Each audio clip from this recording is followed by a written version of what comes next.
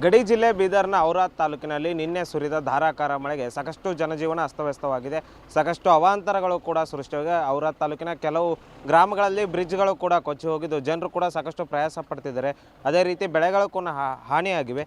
ಈಗ ಆ ಸ್ಥಳಗಳಿಗೆ ಖುದ್ದು ಜಿಲ್ಲಾಧಿಕಾರಿಗಳೇ ಭೇಟಿಯನ್ನು ನೀಡಿ ವೀಕ್ಷಣೆ ಮಾಡ್ತಿದ್ದಾರೆ, ಪರಿಶೀಲನೆಯನ್ನು ನಡೆಸಿದ್ದಾರೆ. ಬನ್ನಿ ಅವ್ರನ್ನೇ ಮಾತಾಡಿಸ್ತಾ ಹೋಗ್ತೀನಿ. ಮೇಡಮ್, ಎಲ್ಲೆಲ್ಲಿ ಲಾಸ್ ಆಗಿದೆ, ಏನೇನೆಲ್ಲ ತೊಂದರೆ ಆಗಿದೆ? ಅಗ್ರಿಕಲ್ಚರ್ ಲಾಸ್ ಮತ್ತು ಮನೆ ಹಾನಿ ಎಲ್ಲ ವಿಲೇಜ್ ಅಕೌಂಟೆಂಟ್ PDOಗಳು PRED ಎಲ್ಲ ಮಾಡಿ ಈಗ ಕೊಡ್ತಿದ್ದಾರೆ.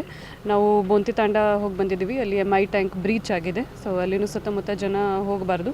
ಇಲ್ಲಿ ಬಾವಲ್ಗಾಂವ್ ತಾಂಡನಲ್ಲಿ ಬಂದು ನಾವು MI ಟ್ಯಾಂಕ್ ನೋಡಿದ್ದೀವಿ, ವೇಸ್ಟ್ ವಿಯರ್ ಬ್ರಿಡ್ಜ್ ನೋಡಿದ್ದೀವಿ. ಅದರಿಂದ ಓವರ್ಫ್ಲೋ ಆಗ್ತಾ ಇದೆ ನೀರು ಮತ್ತು ಫ್ರೀ ಬೋರ್ಡ್ಗಿಂತ ಮೇಲೆ ನೀರು ಹೋಗಿದೆ.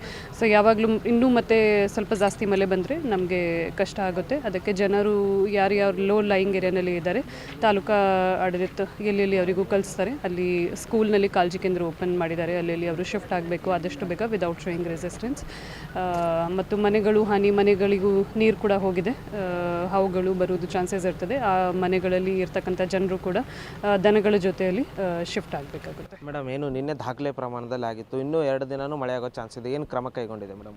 ಅದೇ ಹೇಳ್ತಿದ್ದೀನಿ, ಕಾಳಜಿ ಕೇಂದ್ರ ನಾವು ಓಪನ್ ಮಾಡಿದ್ದೀವಿ, ಜನರಿಗೂ ಶಿಫ್ಟ್ ಮಾಡ್ತಿದ್ವಿ. ಯಾಕೆಂದರೆ ನಮಗೂ ಫಸ್ಟ್ ಹ್ಯೂಮನ್ ಲೈಫ್ ತುಂಬ ಇಂಪಾರ್ಟೆಂಟ್ ಇದೆ. ಅದನ್ನು ಸೇವ್ ಮಾಡೋಕ್ಕೆ ನಾವು ಫಸ್ಟ್ ಪ್ರಯತ್ನ ಮಾಡ್ತೀವಿ.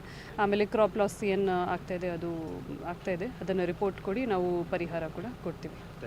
ಅದೇ ರೀತಿ ಏನು ಜಿಲ್ಲಾಧಿಕಾರಿಗಳಿಂದ ಜಿಲ್ಲಾ ಪಂಚಾಯತ್ನ CO ಅಂತ ಗಿರೀಶ್ ಬದೋಲಿ ಅವರು ಕೂಡ ಈಗ ವಿಸಿಟನ್ನು ಮಾಡ್ತಿದ್ದಾರೆ. ಏನು ಎಷ್ಟೆಲ್ಲ ತೊಂದರೆಗಳಾಗ್ತಿವೆ ಎಲ್ಲವನ್ನು ವೀಕ್ಷಣೆ ಮಾಡಿ ಜನರನ್ನ ಯಾವ ಸ್ಥಳಾಂತರಿಸಬೇಕು ಅಥವಾ ಅವ್ರಿಗೆ ಕಾಳಜಿ ಕೇಂದ್ರಗಳನ್ನ ಓಪನ್ ಮಾಡ್ಕೊಳ್ಳೋದು ಕೂಡ ಪರಿಶೀಲನೆ ನಡೆಸ್ತಿದ್ದಾರೆ. ಕ್ಯಾಮ್ರಾಮನ್ ಸಂತೋಷ್ ಜೊತೆ ದೇವರಾಜ್ ಹೊನಗೆರೆ, ಉತ್ತರ ಕರ್ನಾಟಕ ನ್ಯೂಸ್.